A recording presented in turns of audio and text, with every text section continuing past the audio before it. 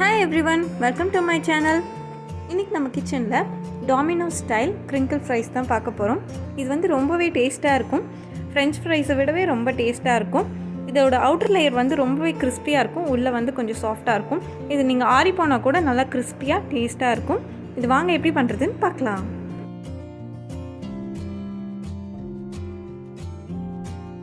இந்த crinkle fries பண்ணுறதுக்கு இன்றைக்கி ஒரு 4 மீடியம் சைஸ் பொட்டேட்டோ எடுத்திருக்கேன் நான். இதை ஃபஸ்ட்டு நல்லா வாஷ் பண்ணி வச்சுக்கலாம்.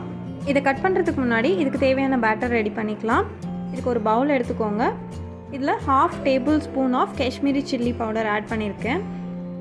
Next 1 tablespoon of maida, 1 tablespoon of rice flour, 1 tablespoon of cornflour.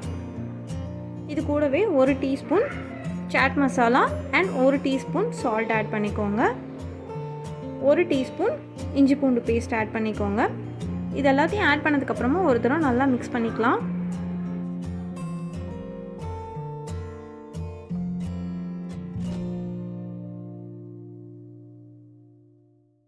இது நல்லா மிக்ஸ் பண்ணதுக்கப்புறமா கொஞ்சம் கொஞ்சமாக தண்ணி ஆட் பண்ணிவிட்டு பஜ்ஜி மாவை விட கொஞ்சம் திக்கான கன்சிஸ்டன்சியில் வந்து பேட்டர் வந்து ரெடி பண்ணிக்கலாம். மிக்ஸ் பண்ணும்போது லம்ஸ் எதுவுமே இல்லாமல் மிக்ஸ் பண்ணிக்கோங்க. இந்த மாதிரி விஸ்க் இருந்துச்சுன்னா அதில் மிக்ஸ் பண்ணிங்கன்னா மோஸ்ட்லி லம்ஸ் எல்லாம் இல்லாமல் நமக்கு வந்து ஸ்மூத் டெக்ஸ்சரில் வரும்.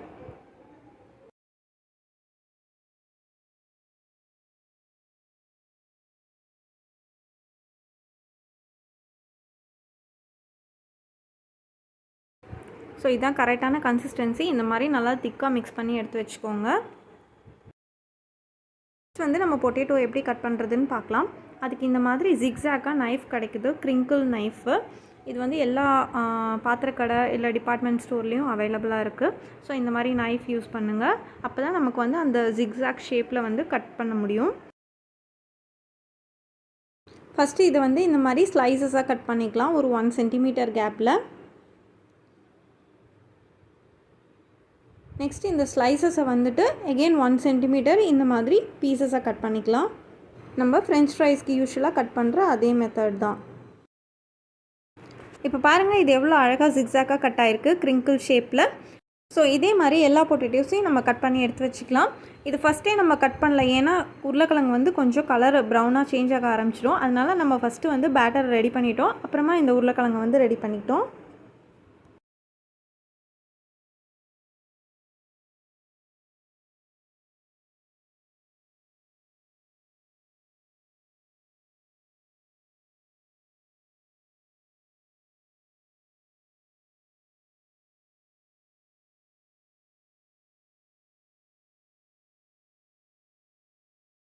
இப்போ நம்ம கட் பண்ணி வச்சுருக்கிற எல்லா உருளைக்கிழங்கையும் பேட்டரில் ஆட் பண்ணிக்கலாம்.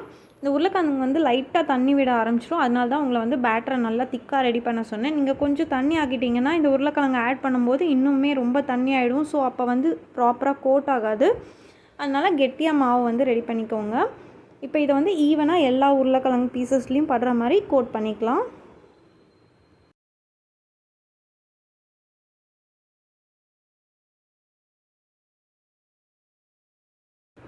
நெக்ஸ்ட் வந்து எண்ணெய் நல்லா சூட் பண்ணிக்கோங்க. நல்லா சூடானதுக்கப்புறமா நம்ம இது வந்து கொஞ்சம் கொஞ்சமாக ஃப்ரை பண்ணி எடுத்துக்கலாம். இது வந்து நம்ம டபுள் ஃப்ரை பண்ண போகிறோம். அப்போ தான் நமக்கு வந்து நல்ல கிறிஸ்பியாக கிடைக்கும். ஃபஸ்ட்டு ஃப்ரை மட்டும் பண்ணிங்கன்னா கொஞ்சம் சாஃப்டாக தான் இருக்கும், அந்தளவு கிறிஸ்பினஸ் கிடைக்காது.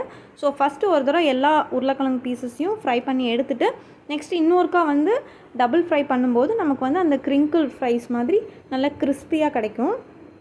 இப்போ இது ஒரு சைடு நல்லா குக் ஆகிடுச்சு. இதை வந்து ட்விஸ்ட் பண்ணிவிட்டு நெக்ஸ்ட் சைடு குக் பண்ணி எடுத்துக்கலாம்.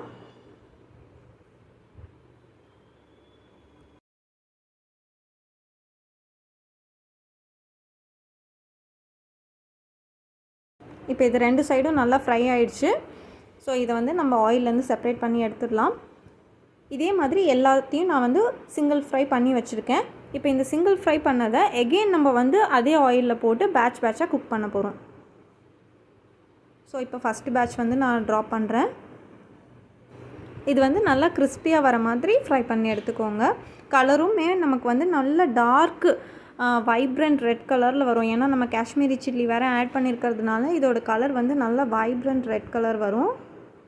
உங்களுக்கு வேணும்னா நீங்கள் வந்து கலருக்காக அந்த பீட்ரூட் பவுடர் கூட ஆட் பண்ணிக்கலாம். அதோட நேச்சுரல் பீட்ரூட் கலர் பவுடர் எப்படி பண்ணுறதுங்கிற லிங்க் வந்து நான் கீழே டிஸ்கிரிப்ஷன் பாக்ஸில் தரேன்.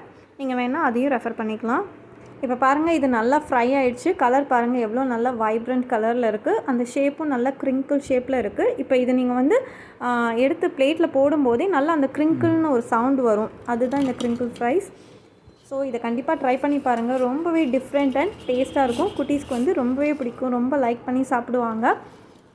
இது வந்து கடையில் போய் சாப்பிட்றத விட நம்ம வீட்டிலேயே பண்ணி கொடுக்குறதுனால ரொம்பவே ஹெல்த்தியாகவும் இருக்கும். அதனால் கண்டிப்பாக ட்ரை பண்ணி பாருங்கள்.